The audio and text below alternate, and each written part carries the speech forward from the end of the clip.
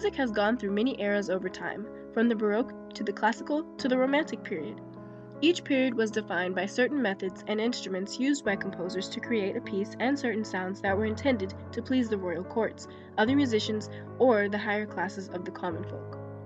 Moving into the Romantic period, we see a transition from the more templated and defined methods of creating music to a broader focus of expression with more complex harmonies.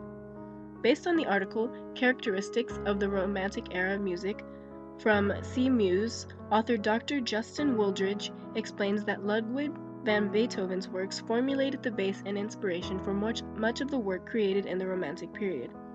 Wooldridge writes, "His development for the symphonic form alone made an enormously important stride forward into the Romantic era, particularly in his Third Symphony, the Eroica.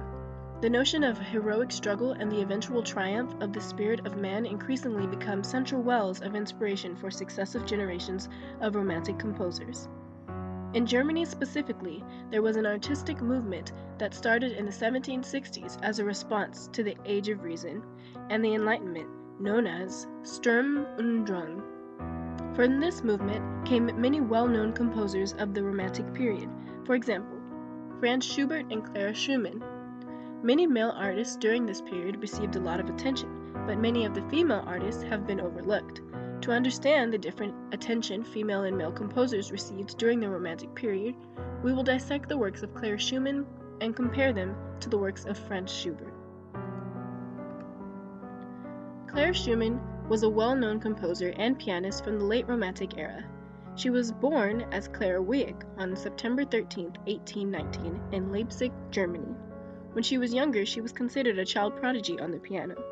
She made her official debut on November 8, 1830, at Leipzig's Gewandhaus, where she performed not only pieces from already known composers, but she also debuted some of her own variations. She was only 11 years old. By the time Wieck was 16, she had written her first symphony, Piano Concerto, Opus 7. The beginning of this piece is somewhat dramatic, using a slow tempo and staccato notes to grab the audience's attention. After about 1 minute and 45 seconds of the song, the melody changes from a full orchestra to a piano with a few other instruments supporting it. The piano starts with playing the same melody as the orchestra from the beginning of the song, but it increases the speed and the fluidity and changes the pitch. This transitions from attempting to grab the audience's attention to a display of the piano's virtuosity. The piano then changes the melody by playing variations of scales, still being accompanied by other instruments playing chords or acting as drones, and the intensity of the song increases. When the dynamics of the song transition back down, the orchestra plays staccato notes again and briefly moves back into the first melody. This acts as a transition into a slower and mellower section of the song. This section also focuses on the piano's abilities, but in a less intense and quick way, lasting for about 3 minutes. The piano then transitions back to the accompanying instrument, and the strings of the orchestra take the lead, playing the same melody as the piano with the same intensity and tempo. This section continues to decrease in tempo and volume, almost as if the song is about to end, but then the intensity and the tempo increase, and the melody changes to the piano leading and referencing an earlier melody. The full orchestra comes back in, and the piano and the orchestra are now in conversation with each other, where the piano plays a small section and then the orchestra responds. At 18 minutes in the song, the piano has a short solo where the tempo and the intensity decreases again, leading almost directly into the grand ending of the song. For the finale, the tempo increases and the piano plays more notes, leading into the last 3 notes of the song. Critics have claimed that they can hear the youthfulness of the piece because Schumann was 16 when she composed it, but it still possesses the complex harmonies and dreamlike tones that were found in many Romantic period pieces. Wieck married Robert Schumann, who was a well-known composer of the Romantic period, and she was often overlooked by his accomplishments and praise. The couple produced many works together, but Clara was not always given credit or acknowledgement for her contributions. One example of their work together is Liebesfrühling, or Love Spring, which was published in 1841. It features 9 songs by Robert and 3 songs by Clara.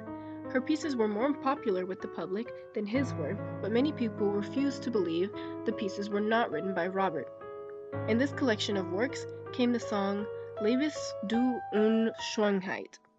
This song contains text sang by a female soprano voice with a constant piano accompaniment. Singing with instrumental accompaniment has been a feature of composed music since before the Baroque period. At the beginning of this song, the piano starts playing before the singer begins. The piano has a separate melody throughout the piece from the singer, but it remains as a background sound instead of the voice and the piano presenting a duet. The dynamics of the song do not fall into a wide range. The melody of the song is very mellow and calm, and it has a positive tone and a varying tempo.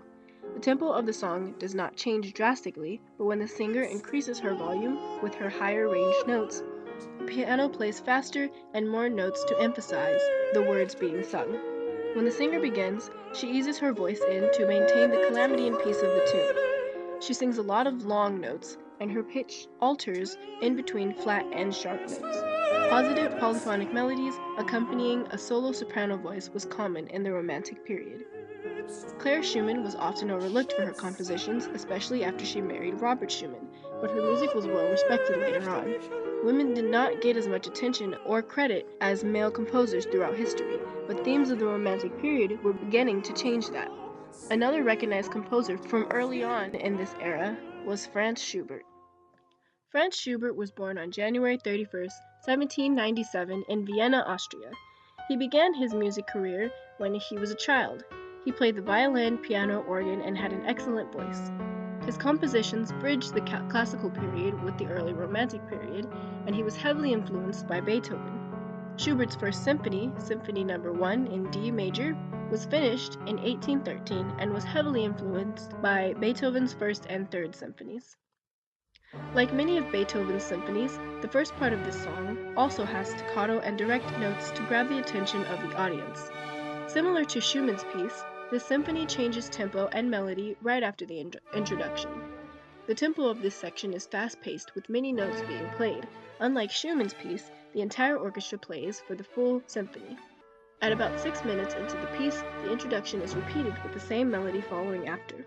This lasts for 10 minutes, and then this section ends with the finale, making it seem as if the entire symphony has ended. The next section has a calm melody with a slower tempo. It is composed of mainly string and wind instruments, which produces a soft and airy tone. The dynamics of this section fall into a wide range. The pitches change with the intensity to create suspense and tenseness. After 9 minutes of this section, the intensity rapidly builds up again with just the string and wind instruments.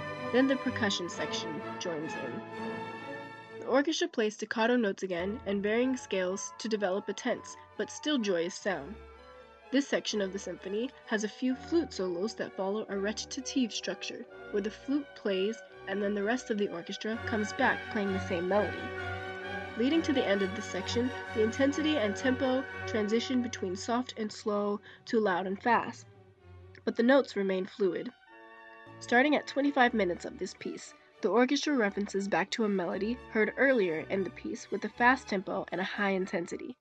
Right before the finale, the intensity drops again, so it can increase to lead into the grand finale. The orchestra maintains the tempo throughout the rest of the piece, but the pitch changes, altering between sharp notes and flat notes. The symphony ends with a quick tempo of 3 staccato notes. Schubert's piece displays high maturity and complexity compared to Schumann's piece because Schubert created this symphony at a later time in his life, after he obtained more musical experience. But when his piece was debuted to the public, it did not receive as much praise because it was compared to Beethoven's works. It still encompasses many defining features of the Romantic period, like the sharp pitches and the joyous melodies. Another example of the Romantic period style is Schubert's piece Der Tod und das Mädchen, or Death of the Maiden, which is more comparable to Schumann's Lebens du Unschönheit. Like Schumann's piece, Schubert's piece contains text with a soprano voice and a constant piano accompaniment.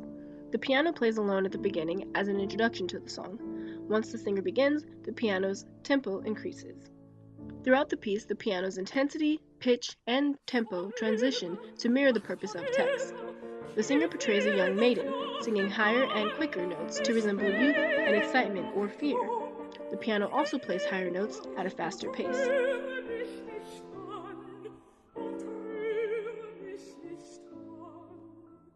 The song then transitions to Death's part. The piano slows its tempo and plays lower and quieter notes. The soprano singer sings lower and deeper notes at a slower pace to resemble the lifelessness and the daunting features of death.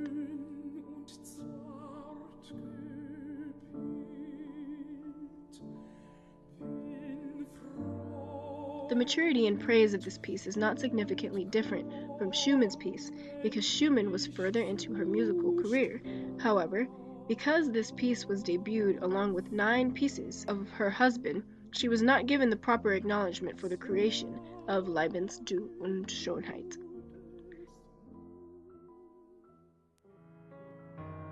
Based on the comparisons of Schumann and Schubert's music and lifestyles, we can conclude that Schubert received more critiques in his work, but he also received more acknowledgement than Schumann, who was often shadowed by her husband.